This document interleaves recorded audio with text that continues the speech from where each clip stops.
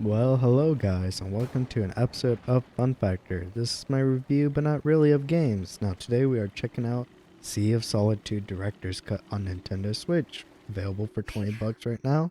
This game is a Are you redoing of the awake? original There game. you It came are. back out I was beginning to originally in worry you slept. 2019. Now I don't have a capture Know card. me? I had to use the Switch recording system inside and send Well, it to of my course I phone, couldn't so it's not find the your best lantern representation jack. of the game. Now they did change some Japanese stuff from the supplies have original a one, card on from what I all can tell. vessels I never between played the sunset original one. and Now, sunrise. heads up, this game's main focus is on themes that some people might want a heads up on. I will not spoil it, but it does go over things such as bullying and depression, to name a few. This game, in short, is a narrative-driven I can't remember the exploration last puzzle time. game where you're a girl named Kay exploring a Let's visually go. impressive No sea and records town or with monsters landmarks. in it. If you're interested in a game that explores these types of themes, you may want to check it out, but I would emotionally prepare yourself beforehand. The first topic is the story. I think it's one of the bigger aspects of the game. I'll do my best to avoid spoilers straight out. They did redo all the voice acting from the game from the original and change some cutscenes and animations, and even some of the script to make it better. Now, I did watch some gameplay of the original and immediately noticed the voice acting was immediately better than the original game. The game starts off pretty mysterious and is usually mysterious throughout the game. You are a girl on a boat in the middle of a storm, and another girl kind of flies over and starts helping you.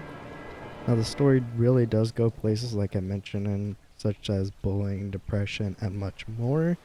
I personally relate to a few of these topics, but again, it's hard to really get through the game if you relate to some of them. I did have to pause a couple times during certain scenes, and it does get pretty dark, but it also gets a bit lighthearted in certain scenes. The collectibles give you more insight into the background of the characters and the story, and very few video games I feel like do that and actually make me want to go out on my way to collect the collectibles.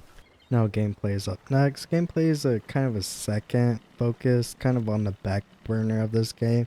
Now it is there, I just don't think it's the main aspect of the game, but it is a 3D puzzle platformer is probably the best way to really describe it. It never gets really hard. I maybe messed up a couple times, but usually I always got it correct the second time. Now, one of the main things you do avoid in the game is like a big fish to eat you, and you kind of like have to do like a timing puzzle with them for majority of the game. And it's again, it's not super hard. There are other puzzles you kind of do and other kind of situations you have to do, but I do feel like the game plays kind of like a second burn, like on the burner, while the main focus is the visuals and the story.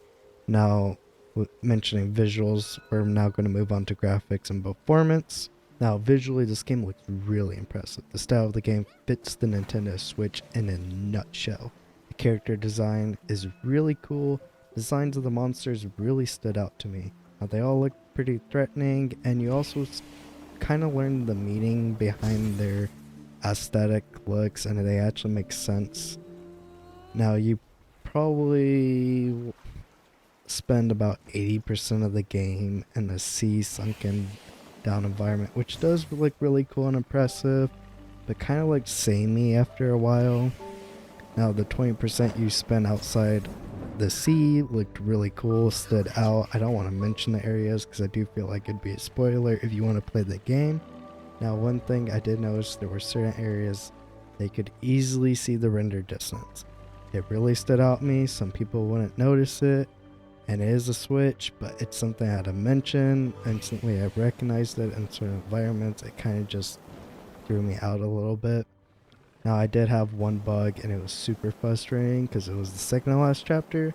I only had 20 minutes left of the game, and the game wasn't really spawning the end checkpoint, which was like this little lighthouse thingy, or not lighthouse, boogie, um, the light thingies in the sea.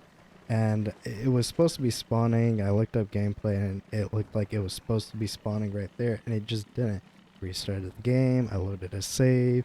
I kind of gave up and came back the next day, and I restarted my Switch because I turned it off, and it just worked the next day. So I don't know if it's because I restarted it, But I only had 20 minutes left of the game, and it was kind of frustrating to figure out that I could have just finished it that night, but then I basically spent the next day playing it for 20 minutes just to finish it. Performance, it does pretty well in most scenes. There are noticeable frame dips and more demanding parts of the game.